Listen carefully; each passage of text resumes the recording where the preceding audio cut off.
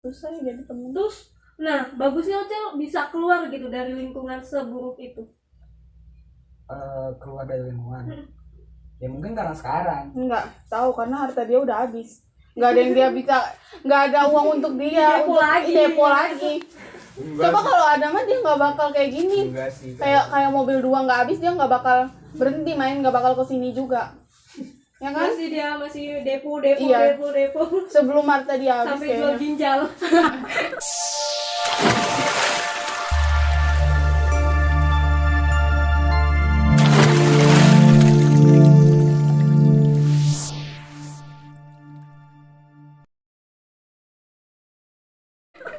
Gue sempat mau bunuh diri tahu, sumpah. Gue tuh kan kalau di Sukabumi bisa dibilang orangnya tuh aktif. Bukannya gue mau ninggiin diri sendiri, banyak orang gue nggak mau cerita dari gue sebenarnya, tapi emang kenyataannya banyak orang yang bangga sama kegiatan gue gitu. Gue tuh tipe orang yang suka kayak ngumpulin orang-orang, siapapun orang yang ngerasa sendirian gue kumpulin dan akhirnya kita jadi satu. Di kampung gua tuh tipe anak muda yang pengen banget ngebangun kampung gua gitu. Kampung gua kan bisa dibilang kampung yang lumayan terbelakang ya dibanding sama anak-anak kota lain gitu.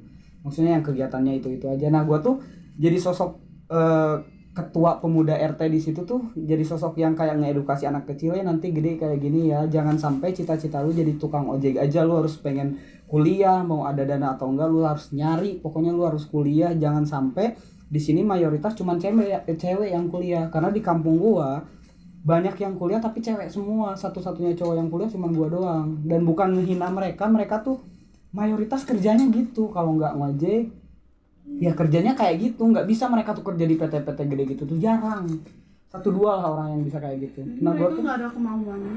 bukan nggak ada kemauan, mereka tuh ngerasa kayak ya gimana pengen masuk ke ranah itu tuh nggak bisa, fasilitasnya nggak ada, koneksinya nggak ada, terus background pendidikan mereka pun nggak terlalu tinggi, jadi mereka tuh insecure sama diri sendiri. Ya udahlah ngojek aja gua kayak gitu, bukan gua ngehina ya, emang faktanya kayak Di gitu. situ emang nggak ada kayak mayoritas pekerjaannya gitu, Gak ada.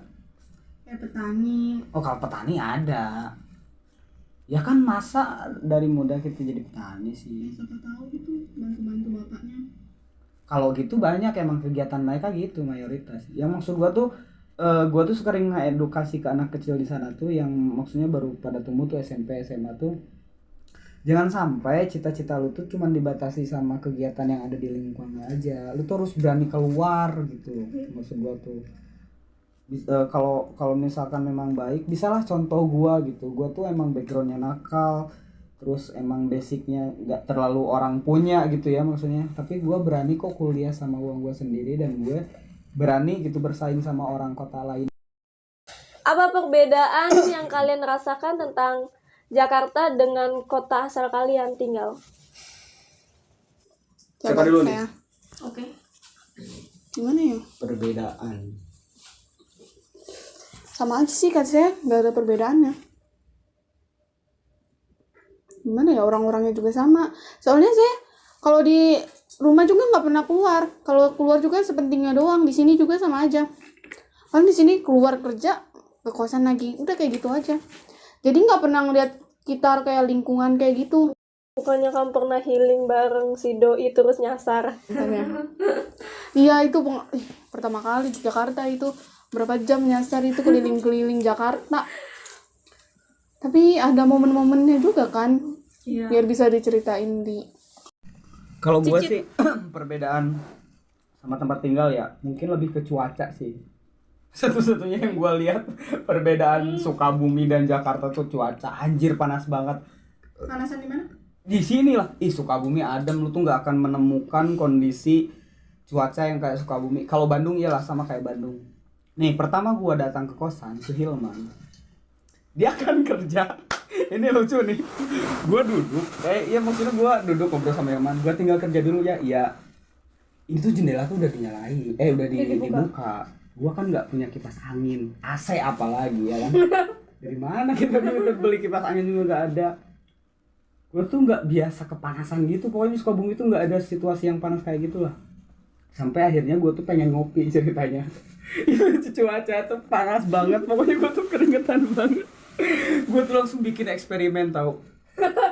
gua tuangin air dari galon tuh, gua tutup jendela, gua tutup pintu, gua simpen tuh air di gelas tuh, gua diemin 10 menit mendidih tahu. Emang ya? Emang ya? Nggak mendidih sih, tapi anget gitu sih, airnya tuh langsung anget. Terus gua masih kayak ini bagus banget cuacanya buat masak. Gua ke warung nih beli telur kan, gua masukin ke baskom yang ada airnya tuh, gua masukin setengah jam mateng tau. Apa udah next ya? Iya. Dia lu ngambil lu bagian lu. Ini deh.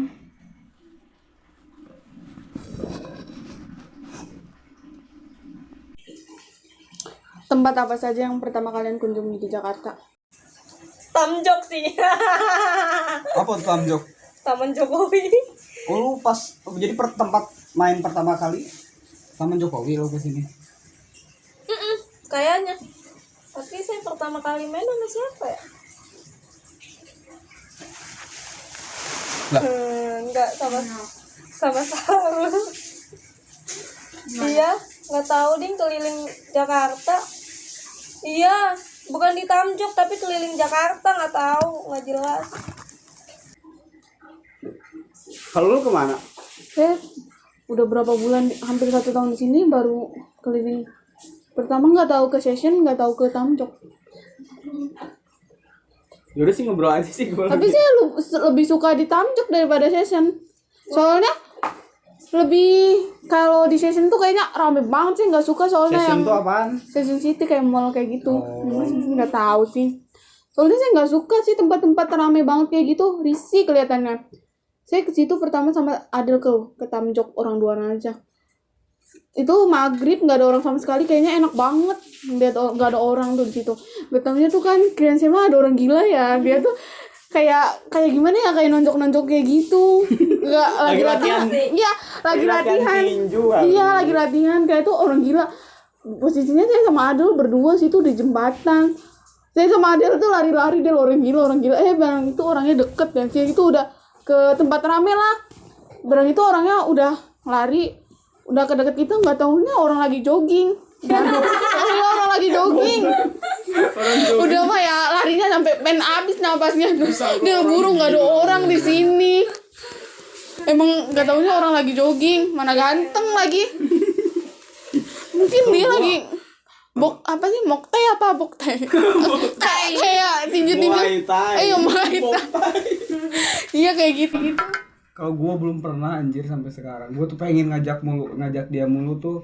Gue tuh nggak muluk-muluk ke belakang aja nih lihat laut. Nggak pernah dia tuh mau. Gak pernah dia tuh gua ajak tuh mau gitu, nggak pernah. Ya di laut kamu lihat apa sih, tanya? Ya maksudnya kan lihat sunset gitu kan.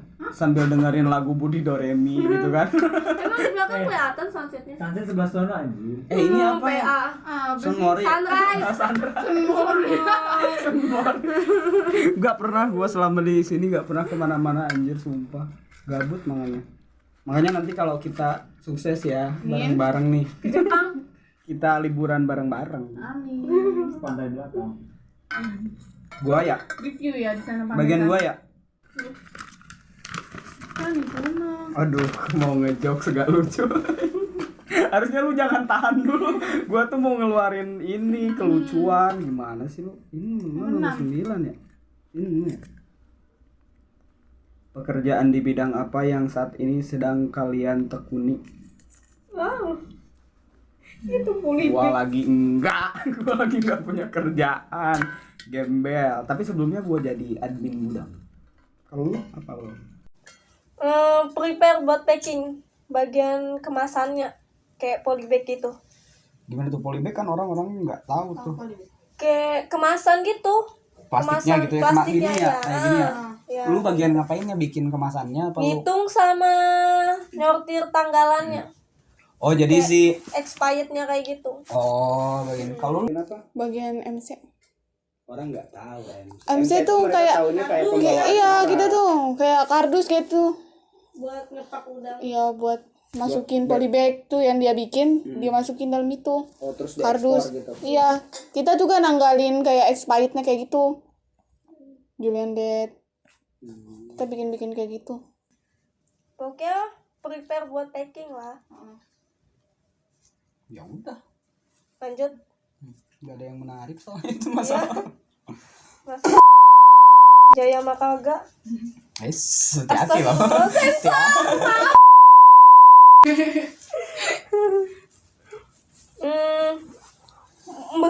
Momen paling sedih yang kalian rasakan selama merantau. Waduh, udah mulai Wow. ke ranah mulai sedih nih. Sedih. Tuh. Siapa? Enggak, ini masih banyak. Saya dulu. Kan kamu yang paling set makan gorengan. Ya itu yang paling sedih. Biar dia Oh iya. terakhir aja lah, soalnya kayaknya lucu nih orang. Kalau ngomong masalah sedih, lu dulu. Kalau saya apa ya? Kayak kalau sengsaranya merantau sih saya nggak ngalamin kelaparan, enggak. Tapi kayak lebih ke masalah pribadi saya. Kayak saya tuh ngerasa di sini sendiri gitu. Terus ditambah beban masalah saya lagi, tambah masalah saya lagi. Itu aja yang bikin saya sedih. Kayak saya udah capek kerja, capek batin, capek pikiran, capek fisik juga gitu. Di situ doang. Nggak pernah ngerasa kelaparan gitu? Enggak, alhamdulillah enggak kalau kayak gitu. Enggak itu banget sih, enggak menarik banget kalau anak rantau enggak merasa kelaparan. Iya, bukan anak rantau sih dia. Bukan. Tapi beneran saya nggak pernah Harus ngerasain kayaknya cuma pindah rumah doang deh kalau nggak merasa kelaparan. Bener. Anak rantau tuh Kayaknya harus kita kayak- kelaparan iya. iya, susah tidur iya. Kayak kehausan nggak ada air. Nah, first time tinggal di sini saya susah tidur. Susah tidur karena ngap banget, namanya Jakarta kan sumpek ya. Saya nggak betah. Ngap pengen Tapi nggak pengen terlalu pulang. sedih sih ya. Sedihan saya kayaknya. Nih Iya. dengerin cerita sedih gua nih sama dia nih. Momen sedih apa yang Sedihnya tuh kayak lucu kayak gitu. Kalau gua momen sedih, gua pernah minum air keran. Gua pernah minum air keran. Kan keran tuh banyak bakterinya tuh. Ya saking nggak punya duit ya. Tapi enggak Kamu nggak direbus dulu airnya langsung minum. harusnya kamu minum air kerannya di musola. Biasanya air keran musola itu bisa diminum. Gua kalau sholat belum pernah ke musola. Ini cuma demi ini kan, masa ya gua malu lah. Malu lah sama Allah, datang cuma minta minum. Jangan gitu dong. Cuman intinya kayak gini, gua kan pernah. Pokoknya duit gua habis sama Hilman. Bener-bener habis. Gua tuh nggak punya uang buat beli air minum, buat beli makan nggak ada. Gua tuh cuman ngandelin Indomie, jangan Indomie, mie dari PT tuh yang pas THR itu. Untung ada mie tuh. Gua makan itu kan sama Hilman berdua. Pokoknya gue tuh sedih lah. Dari situ pun gue udah ngerasa sedih, anjir makan mie tiap hari, usus gue udah kayak gimana gitu ya. Udah beli peti. Iya udah meringkel gitu pokoknya. Pas hari itu, Tunggu dipotongnya aja. pas hari itu double kesusahannya tuh. Jadi air minumnya juga nggak ada. Karena kita bingung ya, daripada kita mati keselak, akhirnya kita ngambil ini air keran tuh selama 2 hari tuh sama Yolon. Pas kita udah gajian baru tuh kita beli yang agak ini Yang boba seperti time gitu. Hah? Jalan. Enggak, kita nggak beli. Kita tuh kalau gajian nggak mau nyentuh air kayak gitu. Boba. paling jeleknya tuh cincau. Paling jeleknya tuh. Itu sih paling momen sedih gua tuh. Lagian kalau ada duit sedikit langsung sombong. Iya, kita tuh Kita tuh pokoknya pas Biasa. gajian hari itu kayak orang kaya. Besoknya kita tuh man ke Melarat siapa lagi. ya cari kasbon kayak gitu besok ya tuh. Lalu gimana? Banyak sih. Kayak makan, kayak tidur, sakit. Pas emang paling sengsara pas tidur doang. Tidur kita kan baru pindah kosan tuh. Tadinya kan di kosan Adel cuman tengah malam doang. Terus kita pindah ke kosan kita, situ bayar DP. Tapi tuh di situ posisinya saya nggak bawa apa-apa, cuman bawa selimut. Selimut tuh kita lepekin di keramik kayak gini untuk tidur. Oh iya, tahu. Pas bangun tuh badannya pada sakit ya sininya tuh. Saya tuh nelpon ini saya sakit tahu. Kamu tuh dia pulang aja sih dia, kamu tuh ngapain iya kerja di situ sambil nangis ya kan. Saya tuh jadinya udah nggak lagi, terus besoknya kerja kan kayak ngelembur tuh kan malam tuh. Tiba-tiba sakit, ininya tuh badannya semua tuh sakit. Saya tuh belum beli kasur, kata Adel tuh beli kasur sih cuman berapa doang. Saya tetap makainya selimut. Selimut kayak gini, nggak pakai bantal, nggak ada kipas, pokoknya pas sakit saya tuh sakitnya sesak napas ya. Saya tuh nggak ada orang, Adelnya tuh mau ke Bekasi, saya tuh ditinggal sendirian ya, minta berobat dulu. Pokoknya sesak napas tuh kayak nggak ada orang sama sekali yang mau nolongin tuh. Sampai kata Yayu, ayo di kosan saya aja, nanti saya aja ngerawat. Nggak mau saya. Kata abang saya, kamu kalau besok nggak sembuh kamu dipulang aja katanya, pakai uang abang aja. Malu ya sayanya, pokoknya kamu minta uang aja di mana. Saya tuh ngakunya udah sembuh terus, padahal belum. Pokoknya nyiksa banget, sampai berapa hari nggak kerja tuh. Anak rantau tuh gitu, rumah cemen ya, rantau nggak pernah ngerasain apa. Sampai makan pakai gorengan doang. Saya foto pertama kali saya ngerantau, saya foto makanan saya kayak makanan ayam tahu, udah minyak ngembang semua. Yuk pakai nasi. Itu orang tua tuh kayaknya kalau Saya makan nasi itu muncung ya sama temen saya pakai mie. Yo kayak banyak banget nasinya, tapi itu lauknya cuma mie. Gua stop dia di besok lagi. Kayaknya dia nggak usah kita temenin aja deh. Iya deh. Punya penderitaan soal. Kayaknya kamu bukan anak. Kalau soal apa saya nggak, kayaknya sedekah saya emang lancar sih. Jadi makanya nggak pernah dikasih sengsara. Ya. Tapi saya tuh kasbonnya bukan ke orang, ke mbak saya. Kasbon 50 setengah hari udah habis 50 tuh. Hari. Iya. Kan dia boros. Soalnya sama temen saya nggak tega sih ngeliat masa saya makan, temen saya nggak makan. Oh 50.000 buat berdua. Iya. Tapi gua nggak nyangka sih cewek ngalamin kayak gitu. Gua kira tuh cowok doang yang ngalamin kayak gitu. Padahal kayaknya Sampai pertama kali kerja tuh, nyampe nggak kuat ya, sakit banget, kayak nggak pernah kerja tuh. Akhirnya pergi ke kamar mandi, ke WC di PT. Tidur hampir semalaman, tidur di kamar mandi kayak gini aja, nunggu ada. Sumpah sih bau kamar mandi aja saya nggak kuat, apalagi tidur semalaman. Ada rumor kalau di situ ada apa-apanya ya, saya tuh tahu kayaknya jangan tidur di kamar mandi nomor 2, soalnya banyak yang lihat area kayak gitunya tuh. Saya tetap nekat di situ tidurnya, nggak tahu. Pokoknya saya kalau udah ngantuk di mana saya tidur tiap malam. Pokoknya saya udah janjian sama teman saya, kan kayak udah agak banyak nih dapat poin-poinnya tuh. Ayo nanti jam 3:30 pergi ke WC tidur, nanti jam 5:30 balik lagi. Akhirnya kebablasan, sampai jam 6 saya baru keluar kamar mandi, baru ditanyain pengawas habis dari mana, ke WC. Gitu aja terus. emang angker, WC nomor 2 angker. Kalau nomor 1 emang enggak. Katanya tuh banyak yang ngeliat tuh di situ banyak. Masalahnya tuh bukan lu tidur di nomor 1, nomor 2. Masalahnya tuh lu nggak bisa tidur kalau lagi kerja. Nggak boleh. Iya. Tapi kan saya nekat itu, nggak tahu kalau di situ ada apa, nggak boleh tidur. Pokoknya orang-orang tuh saya tuh ngeliatinnya jam di HP, nggak taunya ada jam gede di situ ya. Di tembok tuh emang ada jam, tapi saya lihatnya HP lagi. Taunya nggak boleh ngeliat HP. Tapi kalau ngobrolin masalah WC ya tuh salah satu. Nggak usah ngobrolin kayak gitu. Nggak apa-apa. Kan kita ngobrolin kayak mana ini kan kita tahu. Tapi saya nggak mau ngobrolin masalah itu. Ayo dia. Jadi daun. Saya nggak mau ngobrolin masalah itu, langsung aja pertanyaan berikutnya. Enggak, bukan masalah hantu ini. Apa-apa? Enggak, jadi gue tuh kagetnya tuh pas pertama kerja tuh ke WC tuh ini banget, tahu nggak sih, susah banget diakses si WC tuh. Nah itu tuh salah satu yang bikin gue gak nyaman tuh. Kayak kita pinjem kunci WC tuh harus kita tuh kayak debat dulu sama yang punya areanya, tahu nggak sih? Iya. Gue tuh sampai bahkan hari ketiga kerja, kan hari pertama kedua tuh gue nggak ke WC sama sekali tuh. Hari ketiga bener-bener pengen ke WC, akhirnya ke WC, dan gue nggak tahu sistem di sana tuh kalau ke WC tuh harus kayak gimana, kan harus pinjem kunci dulu, harus gimana. Sampai akhirnya gue tuh pinjem kunci lah, kata yang punya area di apanya sih namanya, yang megang kunci lah. Mas kalau pakai kunci itu tata keramanya dipakai dulu lah, kata gue. Kata gue tuh harus sekolah WC dulu apa gimana? Iya kan? Gue tuh kaget. Saya mau kencing doang bu, kata saya. Iya ini tuh ada ininya, tata tertibnya. Mas tuh harus sopan kalau pinjam kunci. Ya saya nggak tahu bu. Terus kenapa WC susah diakses?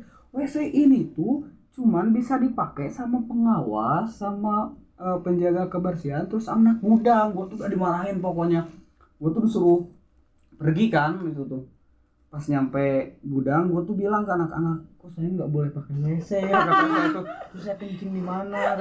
Ya lu bilang lu tuh anak gudang. Jadi kan gue nggak tahu bahwa setiap gedung itu punya WC masing-masing ya kan. Kalau di Sukabumi kan pakai WC ya pakai WC mana aja, nggak dibedain mana manajer, mana ini, nggak dibedain. Cuma di situ doang kayaknya. Iya, gue terus balik lagi. Bu, saya anak gudang. Ya mas tuh ngomong kalau anak gudang. Gue tuh dimarahin lagi. Lu tuh, lu baru ya? Iya baru bu, makanya tanya dulu tata tertibnya. Jangan main nyelonong aja. Iya bu. Gue tuh kayak dimarahin sama manajer aja gitu ya. Kerjaan gue jelek. Padahal dia tuh cuman, tugas dia tuh cuma megang kunci doang. Kayak gitu. Tinggal ditanya emang kamu anak gudang gitu. Emang kamu pas pertama minjem kuncinya tuh gimana sampai kamu nggak diomongin tata keramanya tuh? Ya dia tuh nggak tahu saya tuh anak gudang. Dia tuh taunya anak produksi. Kan lu tahu sendiri gimana respon mereka ketika yang pakai itu anak produksi, ya kan pasti dimarahin kan. Nah setahu mereka tuh gua anak baru pasti anak produksi, dan gue tuh nggak punya tata tertib sama sekali ya, maksudnya nggak bilang lu gua anak gudang gitu main nyelonong, bu mau pinjam kunci gitu. Dia tuh langsung marah-marah karena taunya gua tuh anak produksi. Kesal tuh gua tuh, pokoknya masih dendam sampai hari ini. Makanya salah satu alasan gue pengen bikin PT sendiri, nanti WC-nya terus banyak. Gak usah banyak-banyak aja. Misalkan karyawannya 1000, WC harus ada 1000. Biar gak ngalamin kayak gue tuh. Karena terus pakai masker ya.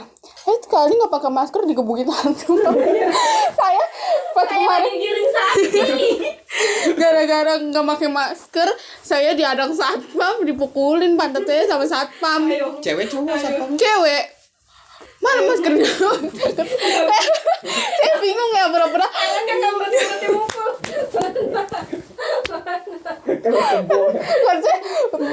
Mana masker saya tuh nggak tahu maskernya di mana. Taunya emang saya tuh nggak pernah bawa masker. Udah itu sibuk ngebukin aja. Saya tuh nyampe malu. Dah.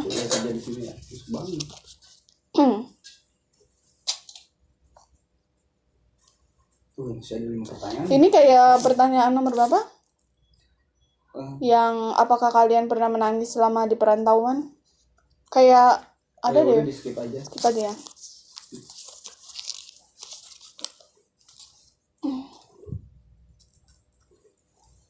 Tumben lu belum ngantuk, udah ngantuk ya lu?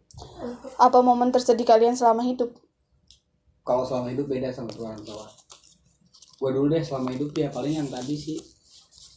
Paling sedih tuh ya pas ketika gue terjerumus ke dunia perjudian lah, yang mengakibatkan gue kehilangan orang-orang yang gue sayangi termasuk keluarga. Itu momen tersedih. Momen tersedih nggak ada. Saya momen tersedih paling kalau saya minta duit nggak dikasih.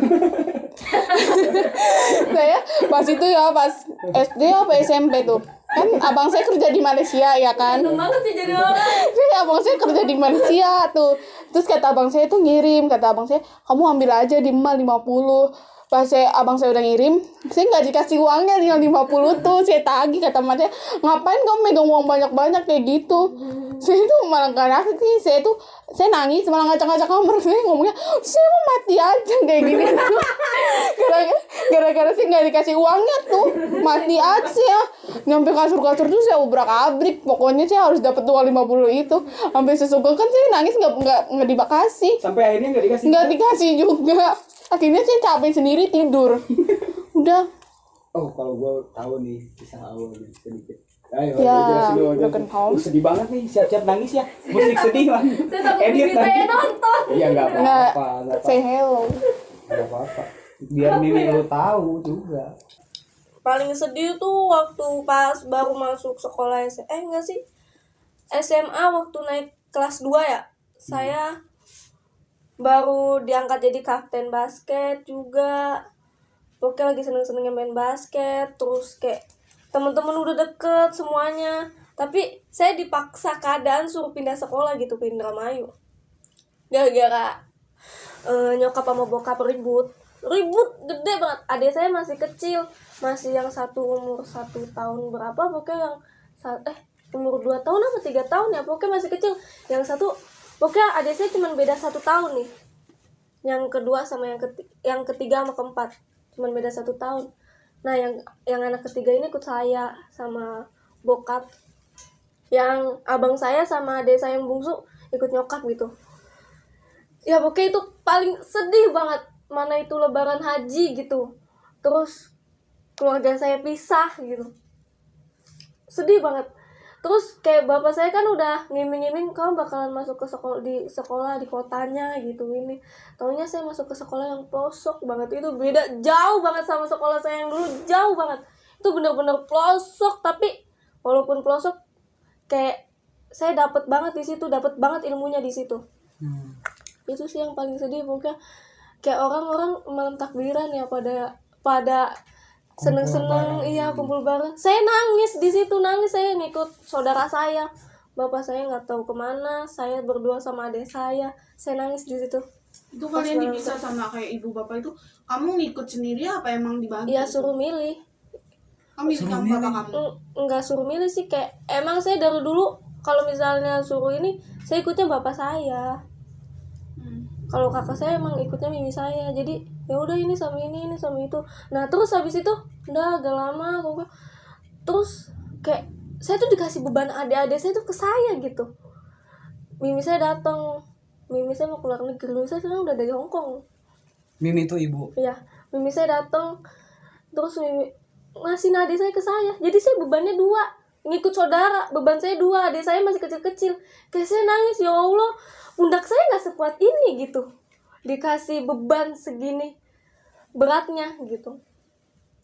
Nangis sampai saudara saya pada ngebelain saya, kamu ini bukan tanggung jawab nyamput, ini masih anak-anaknya kalian gitu, ini bukan tanggung jawab nyamput. Maksudnya adik saya yang 2 itu tuh masih tanggung jawab nyokap sama bokap saya gitu, jadi Put mah nggak tahu apa-apa. Terus bapak kamu gimana pas dikasih adik kamu? Ya udah nerima, ujung-ujungnya kayak yang satu dikasihin ke saudara saya, sepupu saya gitu, yang satunya lagi ikut saya sekolah. Saya bawa adik saya ikut saya sekolah. Seriusan? Sumpah, saya bawa adik sampai kepala sekolah saya, kepala sekolah ngizinin. Terus kadang suka adik saya suka nangis masuk, kan. Kalau misalnya masuk ke kelas nangis, kayak terus saya keluar dulu ngomong adik saya gitu. Ikut sekolah, terus ya kepala sekolah ngizinin, malah dia ngeapresiasi gitu. Lihat nih Aulia, sekolah juga masih bisa ikut bawa-bawa adiknya gitu. Jadi adik saya juga ikut sekolah juga PAUD di situ. Bareng. Jadi kan adik saya pulang jam 10, saya pulang jam 2. Adik saya kadang tidur di kelas. Nungguin kamu? Tidur di kelas saya. Terus kakak kamu gimana? Kakak saya di Lampung. Nah, adik saya yang bungsunya diambil lagi sama kakak saya. Jadi kakak saya sama adik saya yang di bungsu di Lampung, saya sama adik saya yang ketiga ini di Indramayu, kayak gitu. Lu ini gak sedih banget gak sih? Maksudnya di luar lu dapat beban, bukan beban sih, maksudnya ya harus memikul beban yang harusnya tanggung jawab keluarga lu, tapi lu ngerasa sedih gak orang tua harus kayak gitu sih? Sedih banget, karena tapi kayak apa ya, saya tapi udah terbiasa sih kalau mereka ribut, udah terbiasa. Dari saya umur 5 tahun kayaknya mimi saya udah keluar negeri itu, pulang pergi ke luar negeri. Jadi saya udah biasa hidup sendiri, bapak saya nggak tahu kemana, saya berdua sama kakak saya. Terus kayak kalau mau malam nih, namanya kita tidur kan butuh orang tua gitu. Nunggu di depan ruko nih, depan rumah saya kan ruko, nangis di pinggir situ, nangis nungguin bokap Gak pulang kayak gitu. Kadang nyampe nyari berdua sama abang saya. Itu umur saya 6 tahun, abang saya 7 apa 8, pokoknya nggak beda jauh saya sama abang saya, kayak gitu. Pokoknya kayak ya Allah, pundak saya nggak sekuat itu buat dikasih beban seberat itu gitu. Gitulah. Di balik keceriaan Awal ya, tapi Awal tuh emang Ada kesan sendiri. Makanya Awal jadi tuh kuat sih. kalau misalnya tinggal sendiri ya udah terbiasa gitu, udah terbiasa. Emang orang tuh suka punya cara buat nutupin kesedihannya sih. Gue tuh salut kayak ke orang-orang yang kayak Awal. Kalau misalkan boleh ditanya lagi ya, momen sedih apa yang pernah gue rasain selama hidup tuh sebenarnya masuk ke lingkaran perjudian tuh nomor 2. Kalau nomor 1 tuh sebenarnya ya, karena lu udah cerita kayak gitu, sebenarnya gue juga punya kesedihan masalah orang tua. Gue tuh dari kecil tuh deketnya tuh sama ibu gue gitu.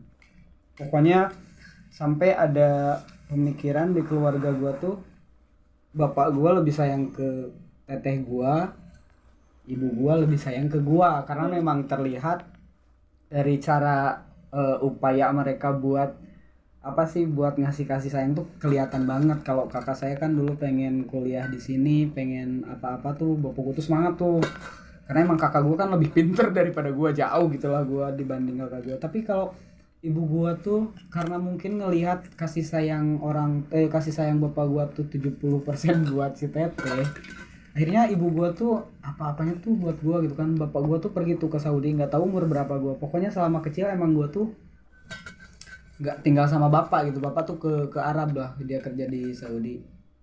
Lalu gue tuh kan ngapa-ngapain diurus sama ibu gue ya. Terus pas gue kelas 1 SMP, gue lagi UTS tuh nggak tahu ujian, pokoknya gue pas mau nulis itu gue inget banget, kayak lagi momen lucu-lucunya gue nyari jawaban ini tuh apa sih yang ABCD kayak gitu kan. Gue tuh lagi tangtingtung tuh, jadi nyari jawaban tuh kayak nyari keberuntungan gitu lah. Gue ketawa sama temen-temen tuh, kayaknya ini jawabannya nomor ini, biasa bercanda sama temen. Tiba-tiba baru gue ngejawab di pertanyaan nomor 3, ada tetangga gue datang ke sekolah.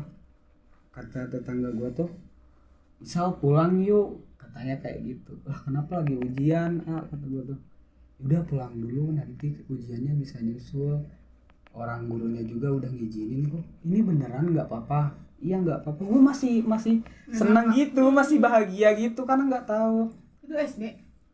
SMP kelas 1 MTS. Pas gue jalan ke depan ya, maksudnya mau ke pintu keluar, guru tuh nyamperin gue terus ngelus kepala gue gitu tuh. Ngelus sambil bilang kayak gini, "Isal kuat kok," katanya. "Isal masih tetap bisa jadi orang sukses, atau Isal tetap bisa jadi orang yang berhasil kok. Isal yang kuat ya." Gue tuh nggak tahu pesan dia tuh apaan. Ini guru aneh banget sih, ngapain ya kan? Pokoknya aneh banget lah. Gue tuh naik motor sama dia, dan lucunya tuh dia tuh baru pertama kali bisa bawa motor, tau gak sih orang pertama bisa bawa motor. Gue tuh lagi menerka-nerka apa yang terjadi di rumah, tapi gue tuh dipaksa buat ketawa juga, ngerti gak sih? Dia bawa motor kayak Valentino Rossi gitu, dia tuh baru bisa, sumpah, karena mungkin saking di sana nggak ada orang yang bisa jemput gue gitu. Gue tuh mau kecelakaan berapa kali tuh, gue happy aja, senang aja. Rumah gue kan tanjakan kayak gitu ya. Gue jalan, dia bilang gini, masih di motor tuh, dia bilang, "Saya pakai motor ya, Isal jalan aja, karena saya takut kalau bawa Isal nanti jatuh di jalan." Tanjakan rumah saya tuh. Saya jalan, pokoknya happy ya.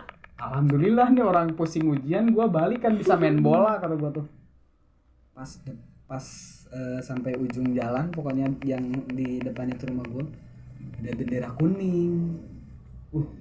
Gue tuh tahu ini tuh sebenarnya pasti ada yang meninggal di rumah gue. Gue tahu, gue gak bodoh umur segitu ya. Tapi gue tuh terlalu saking nggak percayanya, gue positif. Nggak mungkin tetangga gue yang meninggal karena rumahnya kecil. Ya udah berarti ngikut di rumah gue. Gue mikirnya kayak gitu, meskipun gue tahu udah ada feeling ada orang meninggal di rumah gue. Gue nyampe sana ternyata ibu gue tuh meninggal, udah dimandiin lah, pokoknya mau dikuburin. Keluarga gue semua pada nangis pas gue datang. Kakak gue tuh, teteh gue langsung meluk gue. Bapak gue kan masih udah ada di Sukabumi, Habis gitu nggak tahu, gue tuh langsung kayak orang gila loh seketika. Gue tuh malah ketawa di situ tuh, malah nggak ngerasain sedih apapun, karena saking gue tuh nggak bisa nerima kenyataan ini gitu loh. Gue tuh kayak nganggap, oh ini mimpi, wah ini prank apa gimana lah. Gue tuh cuman kayak, kenapa mama udah nggak ada, pokoknya pada meluk semua tuh, tangga nangis, pokoknya Isal yang kuat ya gini. Iyalah Isal kuat, masa enggak? Gue tuh masih ketawa loh sumpah. Akhirnya ya Isal udah datang, yuk kita makamin. Gue tuh di jalan tuh masih kayak seneng gitu, tau gak sih, ngobrol sama kakak gue tuh ngerasain Isal kenapa sih aneh, malah kayak jadi orang gila ya, nggak ada sedihnya sama sekali, karena gue nggak ngerasa sedih sama sekali pada waktu itu. Pas sampai pemakaman, gue ikut nguburin tuh, gue angkat jenazahnya sama bapak gue, terus gue ikut macul. Gue masih ketawa loh, orang-orang di sana tuh kayak mikir, ini anak kayaknya nggak bisa nerima kenyataan banget. Pas ketika tanah terakhir udah gue simpen ya, jadi pokoknya si jenazah ibu gua tuh udah nggak kelihatan di mata gua karena ketutup tanah terakhir. Di situ gua baru mulai muncul lagi kesadaran. Anjir, mama tuh gak ada loh, selalu balik. Sekarang balik ke rumah, lu mandi tuh udah gak ada ibu lu, udah gak ada ibu yang bakal ngusain apapun yang lu pengen. Ibu mulai kayak nahan. Sampai rumah, gua tetap belum bisa nangis tuh. Gua main badminton depan rumah, orang lain pada ngaji, gua main badminton. Gak ada yang berani kayak Isa ngaji dulu apa gimana, gak tahu, karena mereka tuh kayaknya yakin deh gua tuh gak bisa nerima ini. Pas orang lain udah pada bubar, yang ngaji udah pada nggak ada tuh, tinggal keluarga kita tuh, gua mau makan. Seketika gua tuh langsung benar-benar sadar, anjir ibu gua tuh nggak ada. Gua nangis berapa hari, nggak mau kemana-mana, gua nggak mau makan, gua tidur pun gua nggak mau gitu ya. Pokoknya tuh pengennya tuh gua setiap detik tuh kesana, gua tuh pengen nginep di sana, pokoknya pengen nginep di makam lah. Cuman karena hujan ya orang tua gua ya bapak gua nggak ngizinin, sama setiap ibu nggak ngizinin. Sampai manggil ini, tahu nggak, manggil ustadz biar gua tuh sadar gitu, biar gua tuh ikhlas gitu. Nggak bisa itu tuh bertahan selama 1 minggu, nggak bisa. Pas 1 minggu baru gua sadar, ya udah sih ikhlasin aja Sal. Baru gua bisa sekolah lagi normal lagi. Dan sudah ditinggalin sama orang tua tuh ya kehidupan gue langsung nggak normal banget. Gue mulai suka tawuran tuh dulu, masuk kantor polisi. Karena apa? Karena emang sosok orang yang paling gue sayangin dan dekat sama gue udah nggak ada gitu sih. Sedih banget sih ya, maksudnya pisah sama orang tuh sedih ya, entah itu karena kematian atau perpisahan kayak lu gitu, sedih banget.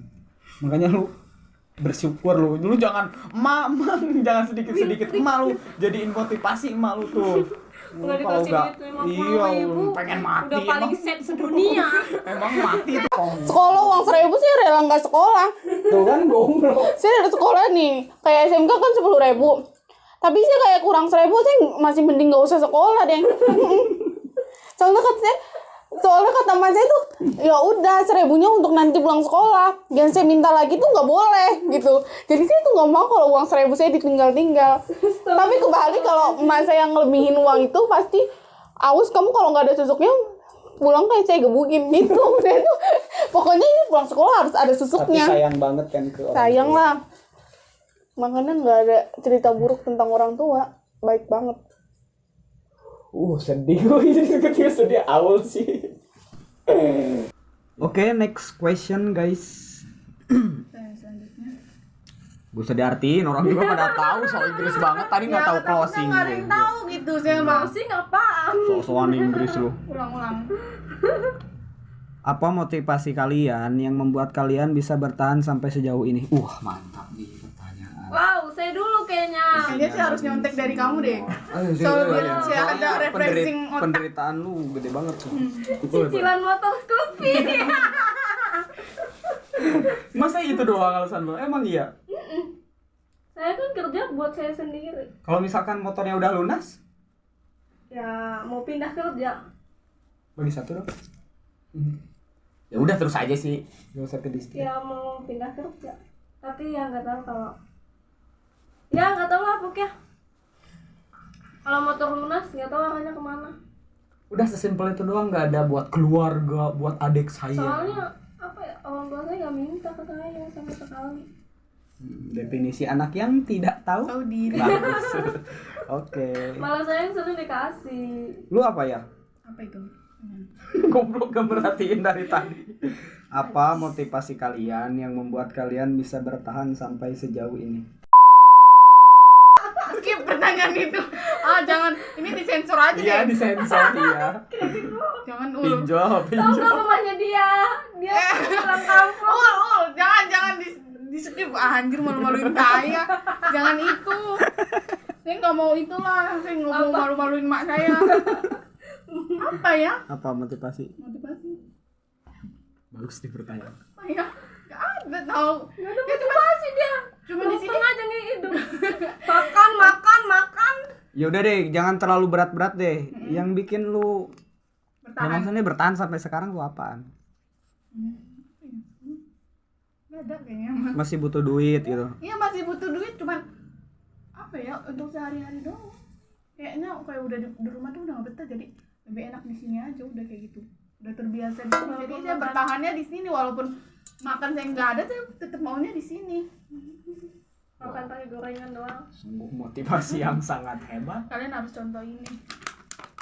Gua. Ngeri nih. Apa motivasi kalian bisa bertahan sampai sejauh ini? Motivasi motivasi ya pasti balik lagi ke masalah hidup gua yang tadi ya. Gua sekarang bertahan mungkin buat merubah stigma jelek tentang gua.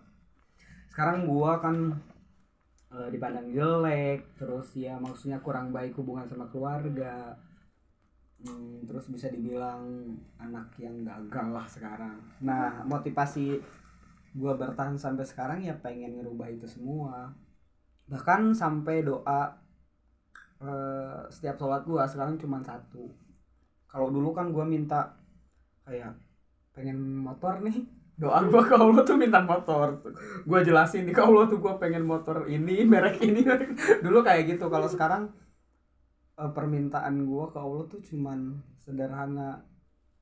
Kalau misalkan gue diwafatkan gitu ya secepat mungkin, gue mohon diwafatkan ketika masalah gue udah beres dan keluarga gue udah nggak marah lagi sama gue. Tapi kalau misalkan memang umur gue dipanjangin, gue minta ke Allah kayak biar gue tuh diberi kesempatan lagi buat ngangkat derajat mereka gitu. Yang hari ini gue hinakan karena kelakuan gue, mudah-mudahan gue masih diberi kesempatan dan kemudahan untuk merubah itu semua, sehingga orang tua gue tuh malah berbalik bangga atas pencapaian yang Amin. yang gue Amin capai. ya Allah, amin. Keren itu tuh, motivasi tuh kayak gitu. Tepuk tangan tuh. Ini motivasi karena motor Scoopy belum lunas kan, goblok. Motivasi tapi bagus juga sih daripada yang ini nih. Ini tuh nya tuh udah nggak terlalu Jangan bahas itu. Masalah pertanyaan yang tinggi. kayak gitu sensor deh. Masalah- Masalah navigasi. masalah siapa nih? Lu udah ngantuk ya lu? Udah 12:30 ya, gila, kita keren banget sih. Wow. Kalau ini sih kayaknya Ocil deh yang jago jawab. Apaan? Apa alasan kalian membuat channel ini? Dan mengapa nama channelnya Si Buruh Pabrik? Oh, kalau itu gua dulu yang jawab, terus lu nanti jawab juga masing-masing karena gua nggak tahu. Kalau yang buat kan gua nih. Kalau kalian kan maksudnya join gabung gitu kan, gabung doang, tapi punya alasan juga kan. Alasan gua bikin channel ini sih awalnya dari keresahan gua atau kesusahan gua ya. Jadi gini, waktu gua ngerasa lapar dan nggak punya uang, gua tuh kayak marah-marah, terus kayak menggerutu gitu ke Allah, kenapa sih nasib gua gini. Pokoknya gua tuh inilah, maksudnya nggak terima banget sama keadaan lah. Tapi beda rasanya kalau kita ngerasa kelaparan bareng-bareng. Misalnya gua lapar sendiri, gua pasti marah-marah. Tapi ketika gua tahu ternyata lu juga ngalamin hal yang sama dan kita nahan lapar bareng-bareng, itu malah nunjukin dan menimbulkan rasa yang apa ya, yang membentuk kita lebih kuat lagi, tahu nggak sih? Kita tuh malah kayak jadi ngobrol, kita kelaparan, moga-moga hari esok kita enggak ya, terus kita harus berjuang lebih keras nih biar kelaparan kita tuh nggak terjadi lagi di kemudian hari. Jadi intinya membuat channel ini tuh biar perantau-perantau lain tuh ngerasa bahwa oh ternyata kita Dia nggak nggak sendirian. kita nggak Tapi sendirian. kayaknya channelnya bukan Si Buruh Pabrik, Si Anak Rantau. Soalnya ini Iya sih emang kanunya Kak Rantau. cuman tuh gini kenapa namanya nggak anak rantau ya? bisa Si Anak Rantau. Jadi ngedeskripsiin anak rantau tuh emang banyak banget sih. Meskipun emang gua tujuannya emang buat menjalin hubungan yang maksudnya yang keterikatan sama anak rantau lain lah. Cuman kenapa namanya buruh pabrik ya karena background dulu kan sebelum gua resign tuh gua buruh pabrik. Banyak keresahan yang gua rasain selama jadi buruh pabrik. Dan mayoritas perantau itu pasti jadi buruh pabrik ya enggak sih? Iya. Mayoritas ya. Makanya kenapa keresahannya tentang anak rantau dan judul channelnya jadi Si Buruh Pabrik ya alasannya itu sih. Intinya buat memotivasi anak rantau lain dan ngasih tahu ke mereka bahwa mereka itu nggak ngerasa sulit sendirian. Banyak orang di luaran sana, orang yang di luaran sana yang merantau dan merasakan hal yang jauh lebih sulit daripada kalian, makanya kalian harus tetap semangat. Nggak ada tepuk tangan. Bagus. Nah, gua nih langsung nanya nih, alasan lu kenapa mau gabung sama gua tuh bikin? Belum ya? Iya belum. Lu belum jawab. Jawab ya. Alasan lu deh ya. Dia dulu kan lu yang pertama gua rekrut sebelum dia. Lu dulu deh alasan ikut gabung, apakah ngeluarin uang juga nih buat beli yang kayak gini? Alasan ikut gabung tuh kan kayak masa sih pengen kerja pulang tidur, kerja pulang gitu tidur, terus misalnya nanti kelamaan apa coba yang didapat? Nggak ada kan. Tapi kalau disambi pakai kegiatan kayak gini gitu kan jadi lebih nggak stres gitu, maksudnya kerja tidur jadi lebih ada aktivitas lain aja. Jadi waktu lebih produktif. Iya, gitu ya? itu aja. Oh, Ikut lu kan, aja.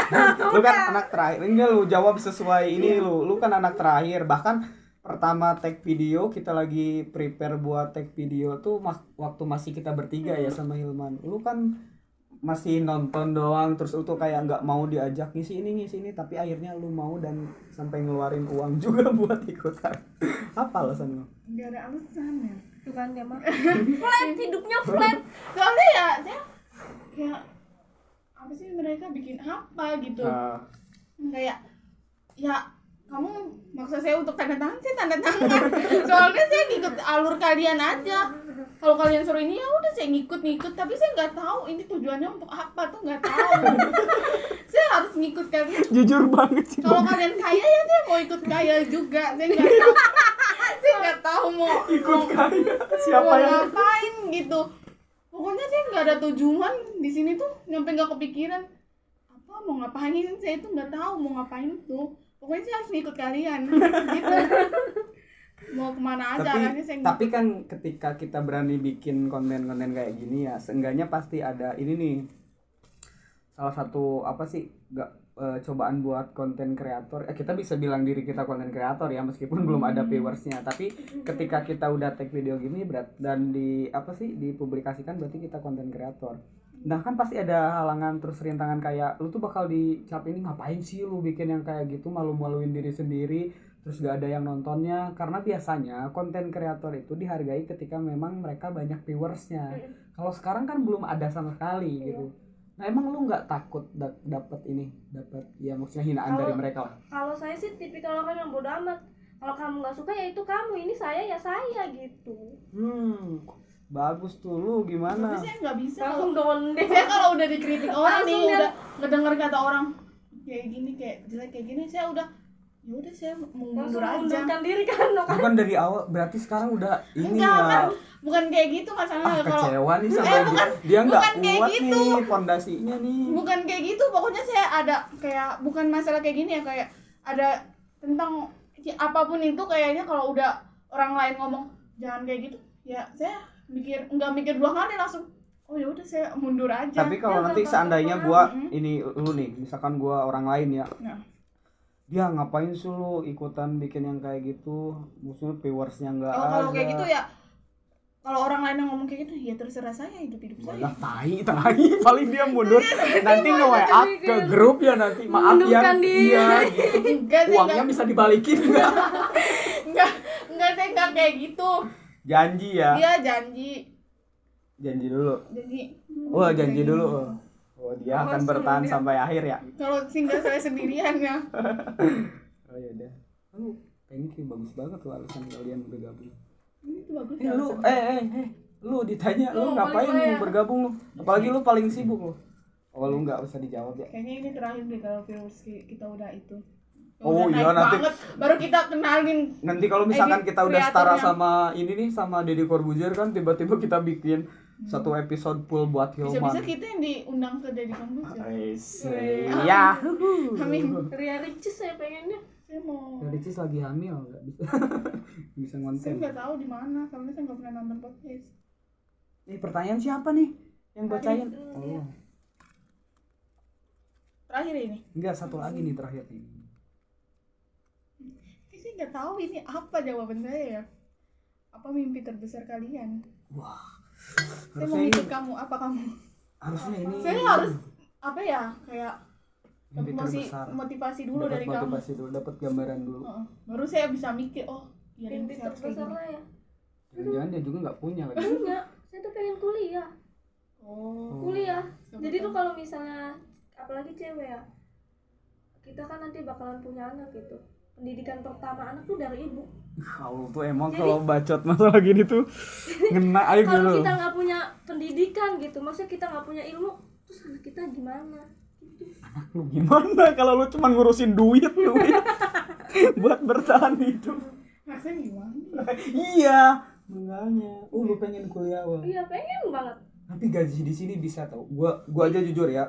Kalau gua misalkan nggak ada apa sih tanggungan buat bayar hutang gua gitu ya. Gua tuh udah udah siapin formulir dan link buat masuk S2. Gua tuh masih pengen gitu. Gua tuh pengen ngelanjutin sampai ke jenjang S2 dan bahkan misalkan suatu saat masalah gua beres, umur gua masih ada gitu ya, masih diberi kesempatan sama Allah, gua pasti lanjut S2. Tapi di sini gajinya bisa untuk kuliah, tapi jam kita Pas nggak ada. karyawan ada. Tapi Ada, waktu ada. kemarin saya diajak ngobrol sama Pak Abu, si profesornya tuh kan. Kalau kamu mau kuliah, Sabtu Minggu saya izinin. Kayak Iya. gitu. Ada Tuh, kayak Mbak Ayu. apalagi dibaikin kayak Mbak gitu. sana. Kayak gitu. Tapi saya nanti dulu masih ada cicilan Scoopy. Pokoknya gua dukung lu kalau mau kuliah ya. Kalau misalkan gua kaya duluan nih ya. Pokoknya gua bayarin lu pengen kuliah, gua bayarin lu. Lu sih nggak ada pikiran. Lu paling pengen Mau apa? Kata pengen kalian, lunasin. Nah, saya mau mikir dulu. Lu mau paling lu. Jangan itu, saya. Mimpi terbesar saya apa? Jadi atlet. Oh iya. Udah bang jadi atlet. Ya mudah-mudahan tercapai ya. Pengen banggain orang tua deh, saya mau naikin orang tua saya haji. Naikin doang ditaikin gitu pakai tangan. Gua mimpi terbesar gua gua pengen bikin PT sendiri. Min. Amin. Karena pas ketika gua pertama kali kerja di sebuah PT, banyak kebijakan PT, entah fasilitas PT yang menurut gua pribadi ya, gua bukan mau ngejelekin, tapi menurut gua banyak fasilitas yang sebenarnya bisa lebih baikin sama si perusahaan gitu. Cuman mereka inisiatifnya agak kurang menurut gua. Jadi makanya gua kalau misalkan memang diberi kesempatan dan kemudian gua pengen bikin satu PT yang benar-benar bisa bikin si karyawan itu sejahtera dan nggak pernah ngerasa kesulitan apapun tentang fasilitas maupun keuangan. Tapi saya nanti mau jadi CEO-nya. Boleh. Kamu jadi apa ya? Jadi manajer. Pokoknya gue siapin kontraknya nanti. Amin. Amin. Terakhir. Terakhir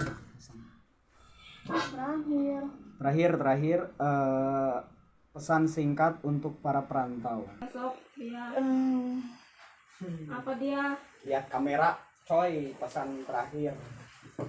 Pesan singkat untuk para Apa ya? perantau. Ya jangan pernah menyerah sih sebelum kalian mencobanya. Kita juga di sini pernah susah bareng. Apa? Ya udah, nggak apa-apa. Apa? Nggak apa-apa. Ini ngalir dari Saya hati nyontek lu dulu aja. tadi, belum nyontek saya soalnya saya ngarang Nggak sendiri. apa-apa, biar Ya kalian jangan mudah terpengaruh dengan omongan orang di luar sana kalau emang anak rantau itu susah, bakal sengsara di dunia perantauan. Karena mereka belum pernah ngejalanin gitu. Kalian harus coba dulu, belum tahu ke depannya gimana, kalian bakal sukses apa gimana. Tergantung dari diri kalian sendiri sih. Pokoknya jangan mudah menyerah. awal. Ya gitu, jangan mudah menyerah, sama kayak jangan bandingin hidup kita sama yang lebih di atas gitu. Bandinginnya sama yang lebih di bawah. Karena kalau kita ngeliatnya di atas, kita bakal ngerasa kalau kita tuh paling sengsara. Tapi kalau kita ngeliatnya ke bawah, pasti kita bakalan selalu bersyukur gitu. Kayak dimanapun kalian, jangan pernah ngerasa sendiri, masih ada Allah. Bagus Cil. katanya. Terakhir ya dari gua ya, sebagai penutup juga ya. Buat kalian yang masih suka mengeluh sampai hari ini, tidak apa-apa bila memang kalian masih kerja di saat orang lain tidur. Setidaknya kalian tidak membuat mimpi kalian mati terkubur. Udah gitu dong, nggak terlalu bagus. Oke, karena pertanyaannya udah habis ya, udah gak ada yang mau disampaikan lagi kan. Ya. Makasih ya buat orang-orang yang udah nonton channel kita. Kalau bisa sih bantu subscribe juga ya, Like, comment. like, comment, share juga. Oke, harus subscribe guys, mau DP Brio. Nanti pokoknya kita taruh link YouTube kita terus Ini. link Instagram. Jangan lupa sama- nyalain loncengnya. Ya gitu ya udah kita pamit ya, gua Faisal. Aku Aulia. Kayak dia. Bye bye. Assalamualaikum.